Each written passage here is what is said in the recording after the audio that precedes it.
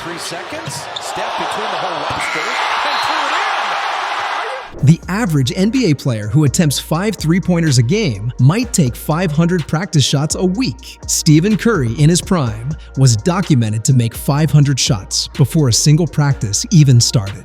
For the next few minutes, we're pulling back the curtain on the 4 specific drills that forged this legend. We'll move from the foundational mechanics to the high-pressure simulations he uses to thrive in chaos. And the 4th drill? It's the one almost everyone overlooks, yet it might be the most critical component of his entire arsenal. But before we dive in, ask yourself this: what does the word practice truly mean to you? Is it about mindless repetition, or is it a laboratory for perfection? Pause for a second and define it for yourself, because what you're about to hear will likely change that definition forever. Imagine standing just 3 feet from the hoop with no ball, just your shooting hand. You extend your arm, flick your wrist, and hold the follow-through, picturing the perfect arc. This is where Curry's art begins, not with a swish, but with a silent, deliberate motion. He builds his shot from the ground up, starting so close to the basket that a miss is almost impossible, ingraining the sensation of a perfect release into his muscle memory. The real-world impact of this is monumental. Under the deafening roar of 20,000 fans, his body doesn't need to think. It just remembers the feeling of 1,000 perfect, quiet reps. It's a simple, elegant system. The actionable takeaway here is to strip your own practice down to its core. Spend the first 10 minutes of any session with one-handed form shots directly in front of the rim. This isn't wasted time, it's an investment in consistency. What if the single most important part of your shot happens in the last 0.1 seconds before the ball leaves your hand? Curry is obsessed with his release point, ensuring the ball rolls off his index and middle fingers with identical precision every single time. This isn't about strength, it's about neural programming. This drill isolates that final touch, teaching the hand to be a consistent launching pad. In a game, this translates to maintaining form even when your legs are tired or a defender is closing out, because the release mechanism is so deeply automated. It becomes an unbreakable habit. The practical step is to focus solely on the sensation in your fingertips as you shoot your form shots. Feel the ball, guide it, and hold that follow-through until the ball hits the net. Make your release the conscious priority. Here's a concept that feels counterintuitive. Perfect practice can actually be your worst enemy. Many athletes believe they must replicate a flawless motion every time, leading to frustration when they inevitably fail. Curry's approach is different. It's about purposeful practice, not perfect practice. He focuses on immediate self-correction. If a shot is off, he doesn't just shoot again. He instantly diagnoses why. Was it his elbow? His follow-through? His guide hand? This creates a feedback loop that accelerates improvement at a staggering rate.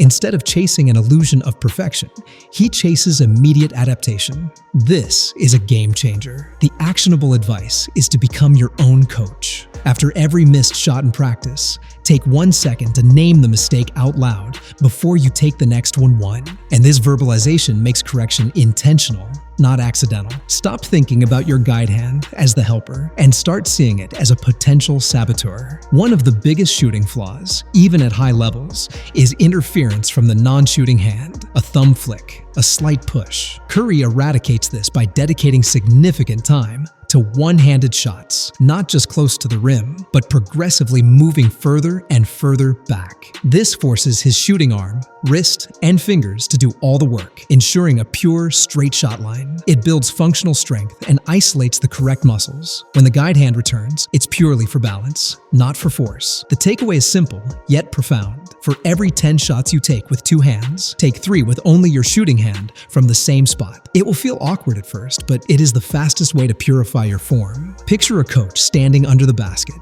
not to rebound, but to fire a pass out to you at the 3-point line. You catch, take 1 hard dribble right, pull up, and shoot. Then you do it again, but this time it's 1 dribble left, then 2 dribbles right, 2 dribbles left, then a crossover, then a behind the back. This is the essence of Curry's dribble-to-shot matrix, a drill designed to replicate the chaos of a real game. It's not just about shooting, it's about the transition from dribbling to shooting, making the gather seamless and explosive. And this practice directly translates into his uncanny ability to create a sliver of space and launch a perfect shot in less than a second.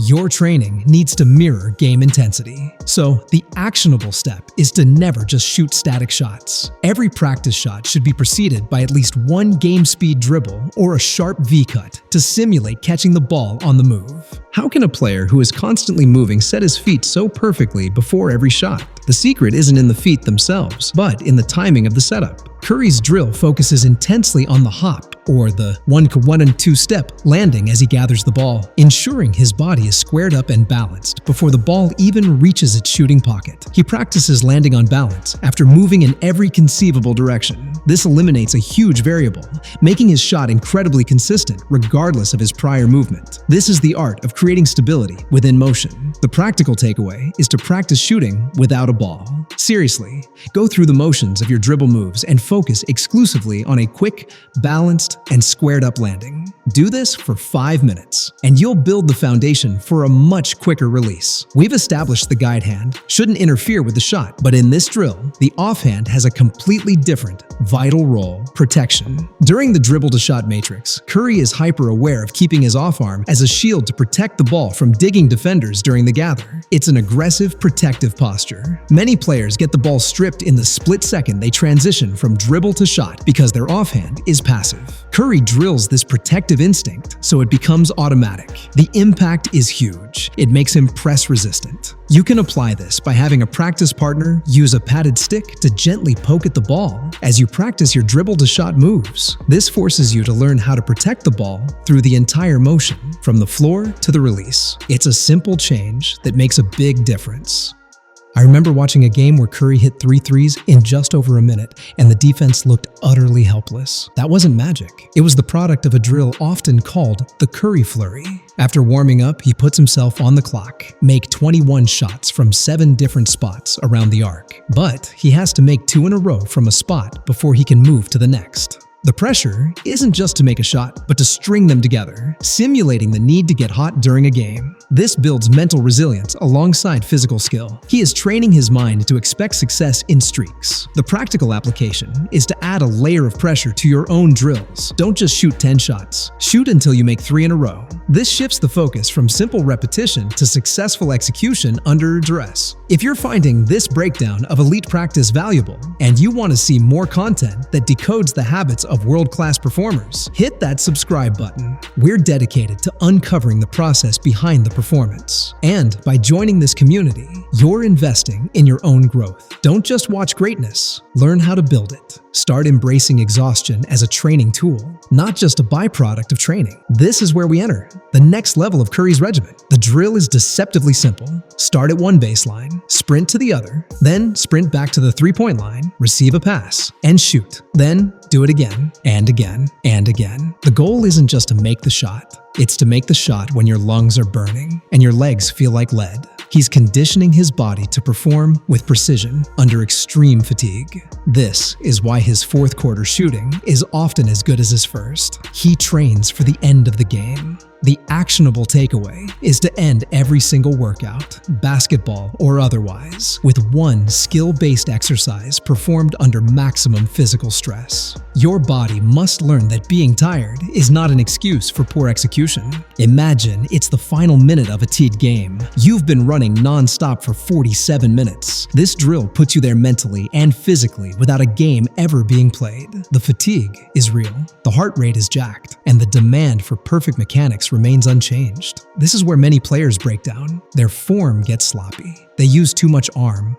Their arc flattens. By intentionally practicing in this state, Curry builds a specific kind of endurance that is both physical and neurological. He's teaching his brain to find the calm in the storm of physical exhaustion. It is a powerful competitive advantage. You can replicate this by incorporating sprints between every 5 shots in your drills. The goal is to keep your heart rate elevated for a sustained period while still demanding precision. Can you actually train your mind to override your body's desire to quit? That is the core question this conditioning drill answers. When every signal from your muscles is screaming to stop, taking a calm breath and sinking a perfect shot is an act of mental dominance. It's a deliberate confrontation with the voice of fatigue. This develops a level of mental toughness that is simply impossible to achieve with low-intensity practice. It's one thing to shoot well when you're fresh. It's another to do it when you're physically spent. This drill blurs the line between physical conditioning and psychological training. The practical step here is to set a fatigue shooting goal. For example, after a full workout, you must make 5 3-pointers in a row, no matter how long it takes. It trains your focus when you are most vulnerable.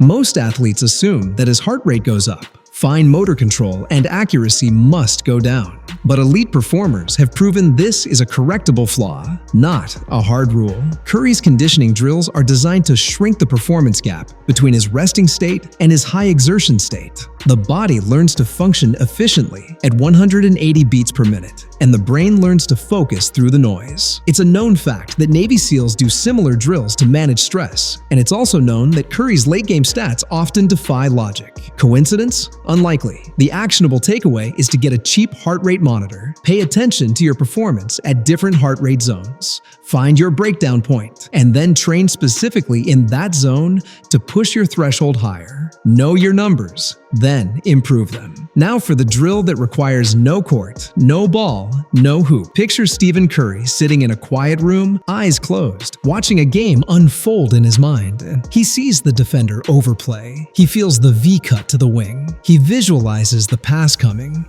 He rehearses the catch, the dip, the release, the follow-through, and the swish. This is not meditation. It is neural practice. He is running thousands of successful repetitions in his mind, strengthening the neural pathways associated with his shot without any physical wear and tear.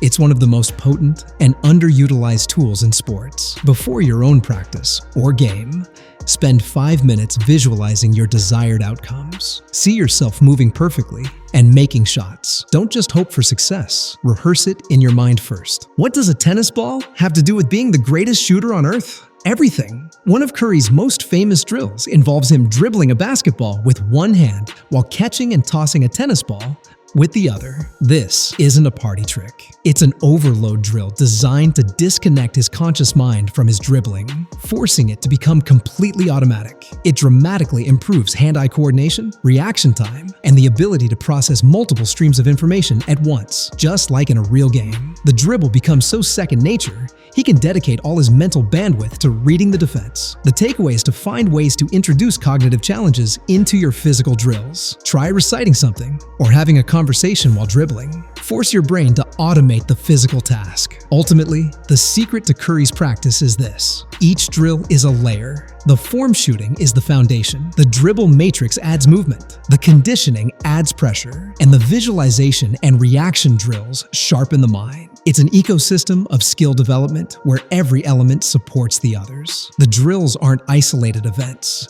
They are part of a holistic philosophy that physical repetition must be combined with mental engagement and high-pressure simulation. It's not about how many shots you take, but the quality and purpose embedded in every single one. The final piece of advice is to stop thinking in terms of drills and start thinking in terms of systems. How does your shooting practice connect to your dribbling? How does your conditioning support both? Build a practice that is as interconnected and intelligent as the game itself. So there you have it, 4 drills that reveal the art behind Stephen Curry's practice. It's a journey from silent, perfect form to chaotic, high-fatigue execution, all glued together by elite mental preparation. The lesson isn't to simply copy these drills, but to adopt the underlying philosophy. Practice with purpose, simulate game pressure, and train your mind as hard as you train your body. The real art is in the intention behind every single movement. And if you think this is impressive, wait until we break down the off-ball movement secrets that get him open in the first place. Not professional advice consult, a qualified expert is needed.